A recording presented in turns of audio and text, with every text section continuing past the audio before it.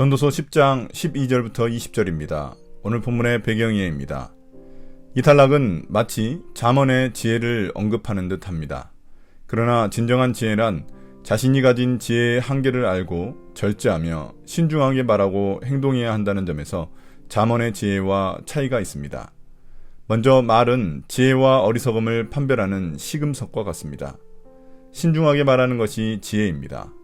또한 먹고 마시며 즐기는 것도 적절한 때와 분량이 있습니다. 이런 절제와 신중함이 참된 지혜로 가는 방향입니다. 10장 12절부터 15절입니다. 많은 말의 어리석음. 지혜로운 사람은 말을 해서 덕을 보고 어리석은 사람은 제 입으로 한 말 때문에 망한다. 어리석은 자의 입에서 나오는 말은 어리석음으로 시작해서 사악한 광기로 끝난다. 그런데도 어리석은 자는 말을 하고 또 한다. 무슨 일이 일어날지 아는 사람은 없다. 앞으로 일어날 일을 말해줄 수 있는 사람이 누구인가? 제 집으로 가는 길조차 못 찾는 어리석은 자는 일을 해도 피곤하기만 하다. 이제 전도자는 덕이 되는 말과 해가 되는 말을 비교합니다. 특히 어리석은 자의 말이 지니는 파괴력에 주목합니다. 말은 지혜와 어리석음을 판결하는 시금석과 같습니다. 지혜자는 말로 덕을 보고 어리석은 자는 말로 망합니다. 어리석은 자는 말을 많이 하지만 지식에 근거한 말이 아닙니다. 그는 자신의 한치 앞도 내다보지 못하면서 말을 많이 하며 자신의 어리석음을 드러낼 뿐입니다. 이런 어리석은 자는 제 집으로 가는 길, 즉 가야 할 방향조차 제대로 찾지 못할 뿐입니다. 그러니 일을 해도 수고의 열매를 얻지 못하고 삶이 피곤하기만 합니다. 10장 16절부터 20절입니다. 신중한 태도의 중요성. 왕은 어리고 대신들은 이른 아침부터 잔치에 빠져 있는 나라여 너는 저주를 받을 것이다.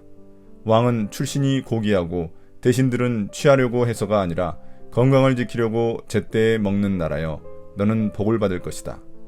게으른 자의 집은 들보가 내려앉고 손이 놀면 지붕이 샌다. 잔치는 기뻐하려고 벌이는 것이다. 포도주는 인생을 즐겁게 하고 돈은 만사를 해결한다. 마음속으로라도 왕을 욕하지 말며 잠자리에서라도 존귀한 이를 저주하지 말아라. 하늘을 나는 새가 네 말을 옮기고 날짐승이 내 소리를 전할 것이다.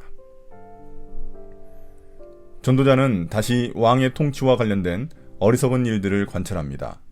왕은 어리고 대신들은 잔치에 빠져 있으면 나라가 잘 될 리가 없습니다. 반면 왕이 존귀하고 대신들은 적합한 때에 건강을 유지하려고 먹는다면 복이 있습니다.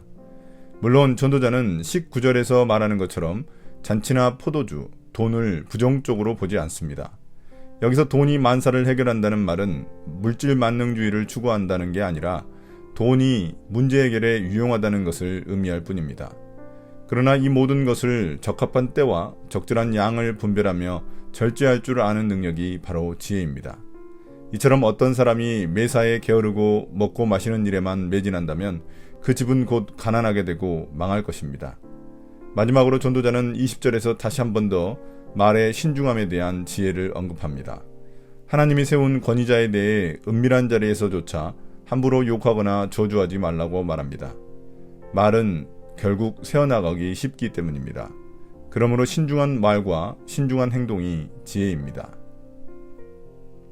오늘의 묵상 포인트입니다. 첫 번째, 어리석은 사람은 여과 없는 말로 자신의 인격을 드러냅니다.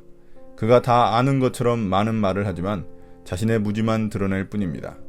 반면 지혜로운 사람은 많이 생각하지만 적게 말하고 말이 가져올 결과를 신중하게 판단합니다. 평소 나의 언어 습관은 어떤지 점검해 보십시오. 두 번째, 일하고 즐기는 것 모두 절제가 필요합니다. 먹고 마시는 것이 인생에 허락된 즐거움이지만 게으른 사람의 잔치는 곧 미천을 드러내게 될 것입니다. 일만 하는 사람도 어리석지만 일하지 않고 쾌락에 빠져 사는 사람은 더 어리석습니다. 내 삶의 무게중심은 어디에 쏠려 있는지 살펴보고 균형 잡힌 삶을 위해 노력해야 할 일이 무엇인지 생각해 보십시오. 오늘의 기도입니다. 주님, 말 한마디도 행동 하나도 신중하게 할 수 있게 도와주십시오. 예수님 이름으로 기도드립니다. 아멘.